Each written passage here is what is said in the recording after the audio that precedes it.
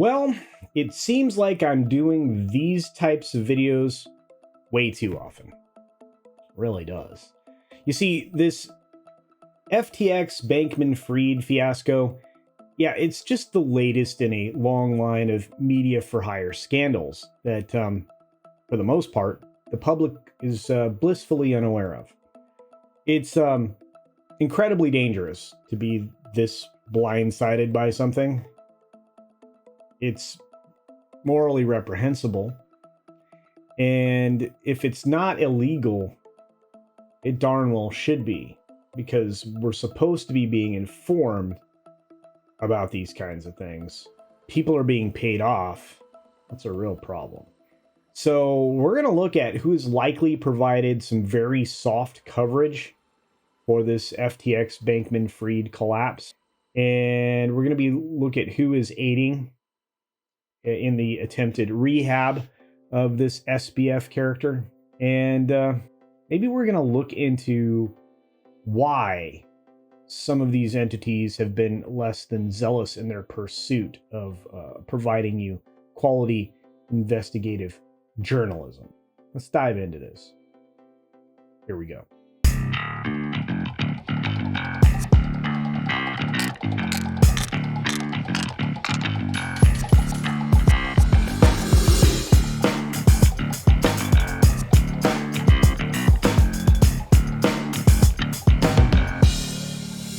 So I'm going to toot my own horn here just a little bit, because not that far back, just maybe June, right? I did a video talking about the billionaire class, essentially utilizing their wealth as a way to constantly buy off media. That's a little strong, it's a little harsh, but it's in the right spirit. In fact, in that video, I relayed that Bill Gates had purchased AP, Associated Press coverage, to cover a story for him. In fact, Bill Gates has spent about $319 million in influence when it comes to getting what he wants covered. Whatever he wants published, he writes a check for, or so it seems. And it's not a secret. It isn't. You also have people like, Jeff Bezos out there, kind of skipping those steps and just actually buying a media company. I mean, that kind of, hopscotches over some of those things and cuts out the middleman. But the only real reporter or reporters that I've seen in the mainstream that have even been talking about this, especially recently, of course, you've seen him too, Matt Taibbi. In fact, he talked about it in an appearance on one of Joe Rogan's podcasts. And of course, obviously, Matt's becoming rather well known for his Twitter files expose, which we've all been kind of hanging on to with more than a little bit of curiosity. The world's quite small. As a side note, in that previous video I was talking about, I call out specific coverage that was bought and paid for, by perhaps Bill Gates. And it was a story about gender inequality in developing nations. It cost $3.6 million to get CNN to run that story. Sponsored news coverage. Anyway, you can find that trust video here, obviously, or in the description if you like, because I'll make sure to add it down below if you want to take a look at that. It's kind of an expose in and of itself. It's one of my passions. It's one of the things that I cover here because I don't think people really trust the mainstream anymore. In fact, I know it. I always talk about the collapsing trust in institutions globally, not just here in the United States, which, let me tell you, news media is right there leading the pack. Anyway, back to this Bankman-Fried thing. A slew of stories were fired right out of the gates when this all happened. Day one of the FTX collapse, or the pending collapse, or however you want to speak about it. It was almost like somebody had pulled a pin on a grenade a little bit early, like well before anybody was ready. In fact, it's been speculated that maybe that this was all set to fall from the very beginning. It happened a little earlier than anybody wanted. They wanted it to happen later when they could control demolition. Would that surprise you? I don't know. It's been speculated. And regardless, the blanket of news that we were hit by, the blanket of news stories that we were hit by in the news cycle, well, they've been continually refreshed by a very diligent housekeeping staff over the course of each and every news day. Then, of course, there's the modern news media. They've started doing what the modern news media does. Well, they've turned the cameras and coverage inward because it always comes back to them. Incredible narcissism in this generation or two of reporters and journalists. Lo and behold, of course, when they do that, they discovered that, billionaires, in particular, this guy, Sam Bankman-Fried, well, he was buying off news outlets, or at least by appearances, let's say. Got to be careful when you say stuff like that, don't you? It had the appearance of buying off news outlets. There you go. All my stars and garters, of course. That had to be surprising to them. Now we're off to the races. A very specific group of news sites popped onto everybody's radar. This list is probably unsurprising to all of you. You may have already seen some references to it, but if you were to hear it out in a vacuum, you wouldn't be surprised. In fact, the crypto cash flowed to media outlets The Intercept, Vox, ProPublica, and of course a semi-fresh entity, Semaphore. It also flowed into a lot of political coffers as well, but I'm sure you can guess who those were too, but that's really not what we're going to cover here in this story. There's plenty of news out there to follow, including some of the articles that are running by on your screen right now. So what's funny is Fourth Watch editor, Steve Krakauer, he actually appeared on the Sunday, November 27th Media Buzz and said that, and I quote, "It's not exactly bribery. It's not exactly like, buying them off, but it's certainty when he was an investor to them and he looked good and the money seemed like it was coming from legit sources. His reputation actually helped them. Then it was hands off. They weren't interested in finding out more information. But as soon as that money became toxic, as soon as his reputation became bad, then it's, let's go and explore this investor." And that's an interesting way to look at it. But they weren't very diligent about any of it at any point in time, so it was almost half-hearted in my opinion. But let's take a look at two of these recipients of these money dumps that landed like, baskets of money on the front porch.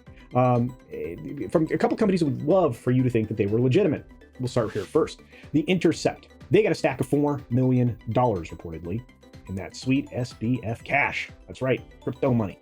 But as of the date that all of this fell apart, they'd only received about $500,000 of that grant, because obviously things went sideways. Now, ProPublica was on the receiving end of a $5 million grant, but prior to everything going sideways, they'd only received their first 3 allotments. I want to make an assumption that that was about $1.5 million, but again, that would be an assumption, and I don't want to step out that far. Maybe one day we'll know, but I doubt it. Of course, it's going to be speculated that many other news organizations, we use that loosely, were beneficiaries of the Building a Stronger Future grants. Speculation that they say is supported by the underplayed and sympathetic news coverage that these organizations have delivered since the downfall. And I'm not going to jump on that train. I only want to venture down the roads we know. Puck Media did some work, though, and shout out to some very tough coverage by Teddy Schiefler over there. Did a good job. Not just, obviously on the political funding side of things, which it's a little sketchy over there. But adding 2 more of these names to this list, or at least recipients to this list.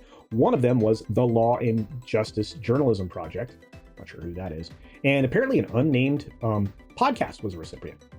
I didn't know people buy off your podcast. Anyway, of all of the recipients of these grants, Semaphore seems to be under the most fire. And it makes sense. There's a good reason for that. Semaphore is under the purview and operation of its founders, former New York Times columnist Ben Smith. I think his last name's Smith. I could be wrong. Anyway, his name's Ben. And former Bloomberg Media CEO Justin Smith. I know Justin's right. I don't know about these last names. Smith, there's a lot of Smiths in here. Anyway. But Semaphore is barely a month old at this point, and the startup cash that it got from FTX is very well tainted. A well-known blogger, somebody might know, Mickey Klaus, went on a back and forth with Ben Smith about the compromised funds, rounding out the conversation, of course, or I should say, at least the last round of the conversation, a parting shot, if you will. He stated, and I quote, "Legally, the issue is murky," talking about keeping this money, "but morally, it seems open and shut." Whew, that hurts. Somebody else than me punching you in the teeth like that. But I can see the point. I really can. Semaphore is also taking some hits for its reporting on Elon Musk's Twitter acquisition and whether or not Bankman-Fried was part of that deal. They got some very bad information, and Musk immediately hit back that the article was a complete fabrication, a lie. And of course, Musk, being Musk, started questioning how much of Semaphore did Bankman-Fried invest in his company. Ouch. Not nice, but with good reason. And at the end of the day, as we try to round out this story, this can all kind of be summed up tidily by Jack Posobiec from Human Events. When it came to these companies and their compromised money, like I said, he summarized it all. They all took it, and none of them broke the story. You know what? In my opinion, Jack's 100% right. But hey, what do you think? Do you think it's cool that media companies can be given grants to cover stories by self-interested billionaires? Do you think that we should consider any outlet that is taking money for purposes of targeted news coverage? Should we consider them corrupt? What, if anything, should we do? Could we do? Can we do? Good questions all. But hey, feel free to give me some ideas down there in the comment section below. Hopefully, we can make some progress in this discussion. I'm quite interested if you guys can come up with some creative ways that we could punish or incentivize news media to do the right thing. Obviously, money seems to be a motivating factor for them. Would shame also work? I wonder. Anyway, like I said, please give me your ideas down below, and hopefully we can have a back and forth on this one. Of course, support other independent creators here on the platform. They absolutely could use your support, and it doesn't take anything on your part. You just hit the like button on the bottom. Do that right now for me. Turn on your notifications. Make sure you're subscribed, of course, before you do that, and then comments work good. Great engagement, and share it out on the socials. Email it to somebody. Who knows? Maybe they'll enjoy it. With that, be sure to take care of yourself, take care of others, wash your hands, of course, because it is good hygiene. Until next time, bye.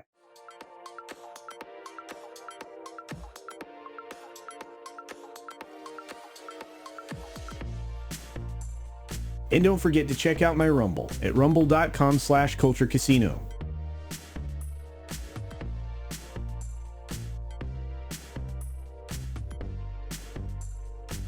And don't forget to check out my Rumble at rumble.com/CultureCasino.